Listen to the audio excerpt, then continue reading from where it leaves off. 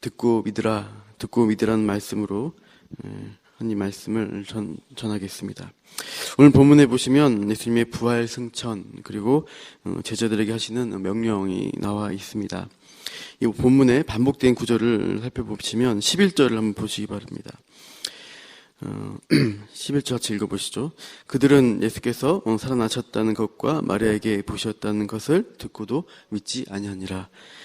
그리고 12절에 보시면 마지막 부분에 엠마오 마을로 가는 두 제자에게 13절입니다.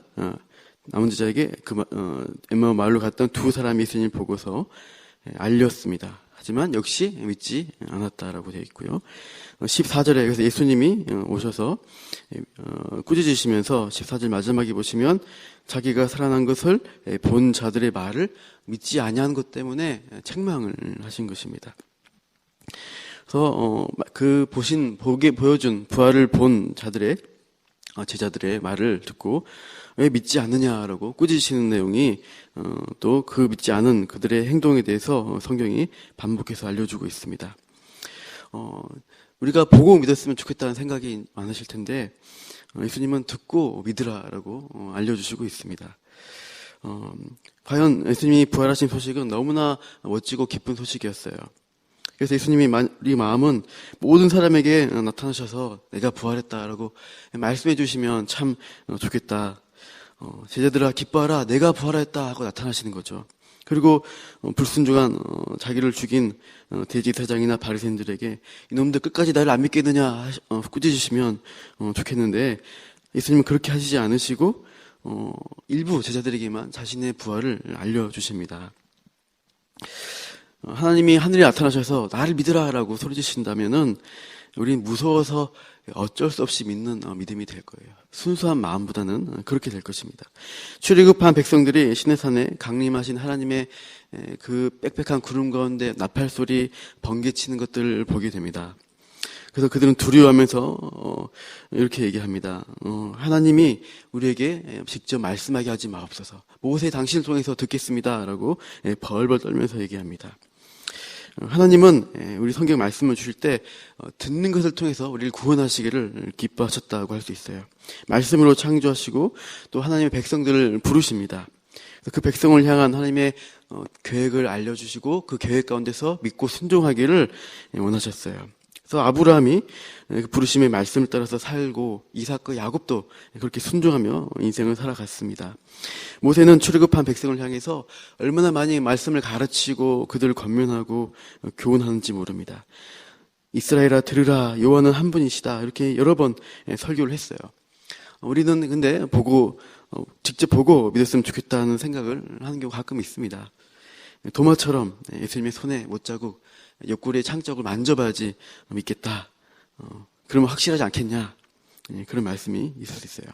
그러나 그렇게 보고 내가 만져봐서 믿겠다 하는 사람에게는 왜 듣고 믿지 않느냐라고 책망을 하시는 거예요. 부자 나사로 이야기가 있습니다. 부자가 나사로 거지는 자기 대문에서 이제 못 먹고 개가 막 헌대를 하려는 고통을 받고 있는데 부자는 호의호식하다가 죽게 됩니다.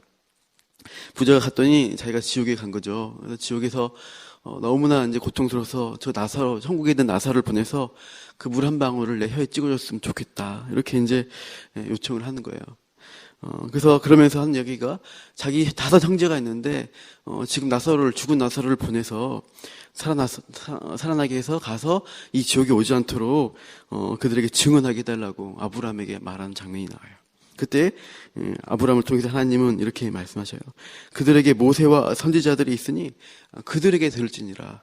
그 선지자, 말씀 전하는 하나님 말씀을 전하는 사람을 통해서 듣고 구원받아야지 나사로가 죽었다가 살아나서 가서 전한다고 해서 구원받는 것이 아니다 하는 것입니다.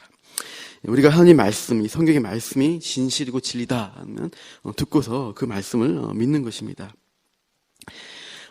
그러나 우리가 주의할 점은 이 모든 하나님 말씀이 문자 그대로에 다 믿어야 될, 그러니까 그 문자 그대로 믿으라는 것은 아닙니다. 바른 성경의 해석을 따라서 믿어야 합니다. 그래서 우리가 성경을 공부하고 설교의 말씀을 듣는 거예요. 성경의 말씀 오해한 한 사건이 있습니다. 70, 80년대에 일어난 사건 같아요. 이제는 제가 들어서 정확한 시기는 모르겠어요. 삼각산 기도원이라고 해서 이렇게 사람들이 구국 기도원 많이 기도하러 갔던 기도원이 있는데 이제 사람들이 그 집회를 마치고 이제 돌아가는 길이었어요. 근데 그 사이에 비가 와서 이 골짜기에 물이 이제 급류가 이제 흐르는 거예요. 그래서 사람들이 길도 거기 못 넘어가고 이제 서 있으니까 3명의 여학생이 나타나서 모세가 물 위를 걸어간 사건을 떠올리면서 막 합심 기도를 합니다. 우리도 믿음으로 모세처럼 물 위를 갈 수 있다, 물 위를 걸어갈 수 있다 하면서 이제 급류에 이제 들어섰죠. 결과는 어떻게 됐을까요? 급류에 휩쓸려서 아까운 생명을 잃게 되었습니다. 성경의 이적이 나에게도 그대로 일어나야 된다. 그 문자 그대로 믿는다고 하면서 그대로 이루어진 것이 아니라는 것입니다. 하나님이 원하시면 기적이 일어납니다. 그러나 그것이 내가 원할 때 법칙처럼 일어나야 된다고 주장하는 것은 잘못된 해석입니다. 오늘 오해할 수 있는 말씀이 후반부에 나오고 있습니다. 17절, 18절인데 한번 같이 17절, 18절 읽어보겠습니다. 시작. 믿는 자들에게는 이런 표적이 따르리니 곧 그들이 내 이름으로 귀신을 쫓아내며 새 방언을 말하며 뱀을 집어올리며 무슨 독을 마실지라도 해를 받지 아니하며 병든 사람에게 손을 얹은즉 나으리니라 하시니라. 미국의 어떤 교회에서 이제 지금도 이렇게 종종하는 교회가 있는 것 같아요. 중부 남부 교회 보면은 좀 오순절 계통, 이제 순복음 그 신앙 믿는 교회 중에 이 중간에 보이는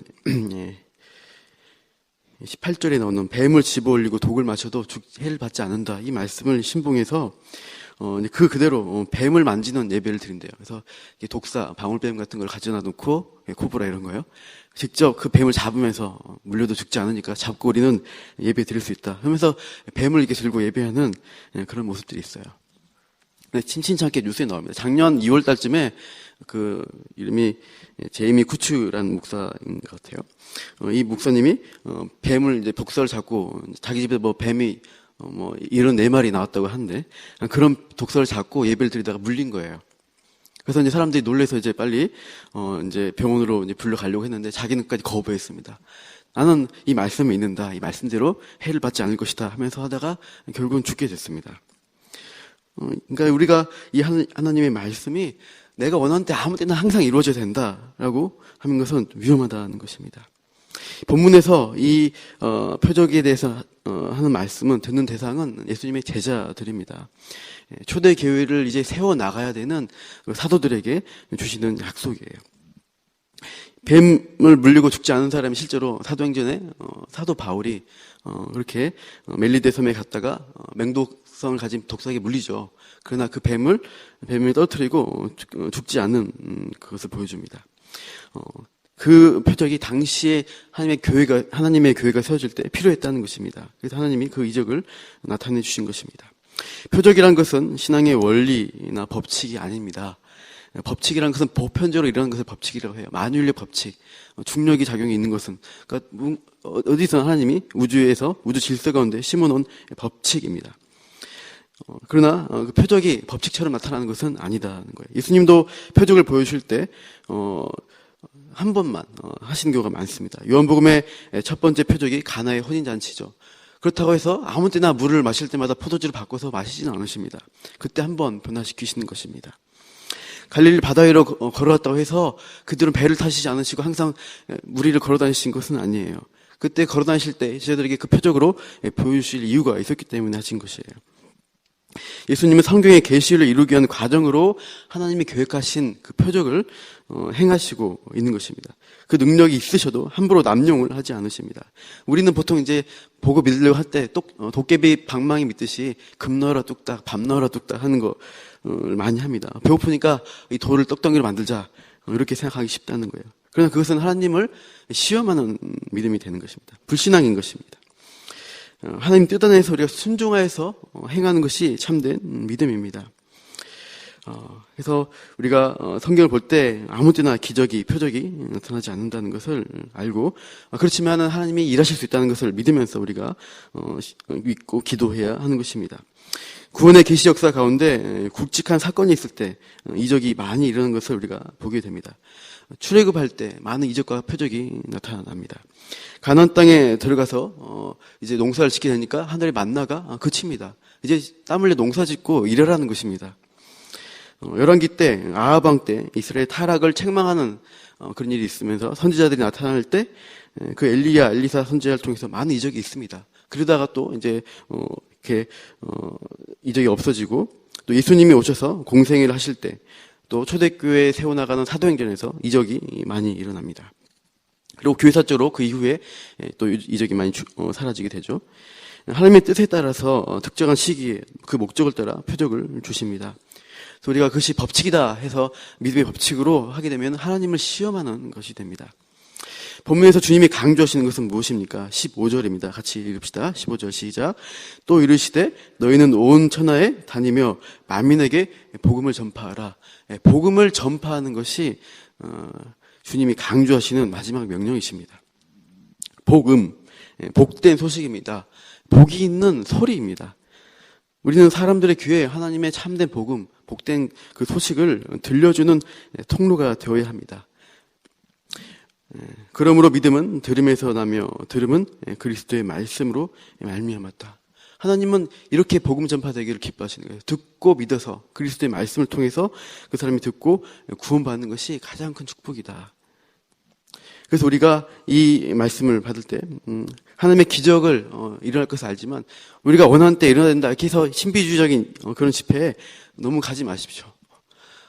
시험 들게 되고 또 잘못된 신앙 가운데 우리가 넘어지게 됩니다.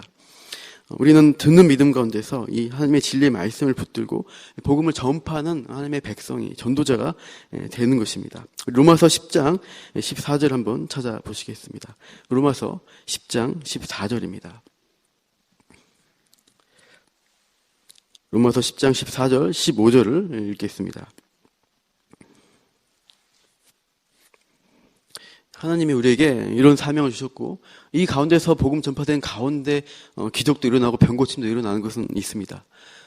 그러나 우리가 먼저 할 하나님의 참 원하시는 명령은 이것을 전파하는 일이라고 할 수 있어요. 같이 읽어보시죠. 시작.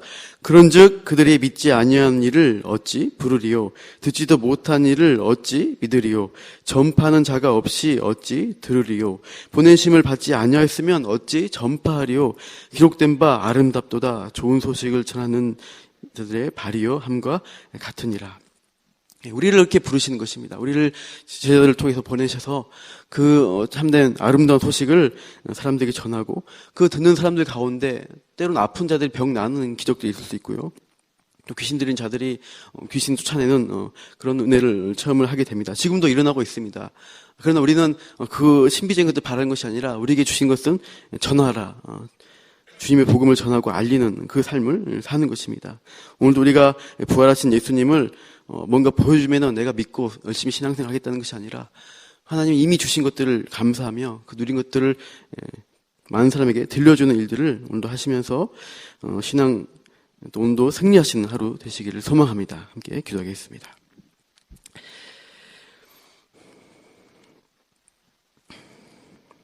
믿음은 들음에서 나며 들음은 그리스도의 말씀으로 말미암았느니라. 주님께서 이미 성경을 통해서 또 우리를 부르셔서 많은 것들을 주셨고 참으로 우리를 누리게 해주셨습니다. 하나님, 우리가 헛된 표적이나 때로는 우리가 하나님이 된 것처럼 하나님을 도구로 부르려는 그러한 참 미신적인 신학이 아니라 하나님이 참으로 우리 가운데서 이 진리의 말씀을 통해서 많은 사람들을 구원하시길 기뻐하셨다는 사실을 알고 이것 소식을 전하는 또 믿음으로 또 그것을 살아내는 순종하는 삶으로 오늘 하루 우리가 살아가게 하여 주시옵소서. 하나님, 또 우리가 부족하고 어려운 점들이 있을 때 또 하나님께서 놀랍게 역사하시고 응답하시는 것들을 또 기대하며 오늘도 붙들며 나아가기를 원합니다. 감사하며 이 모든 말씀 예수님 이름으로 기도합니다. 아멘.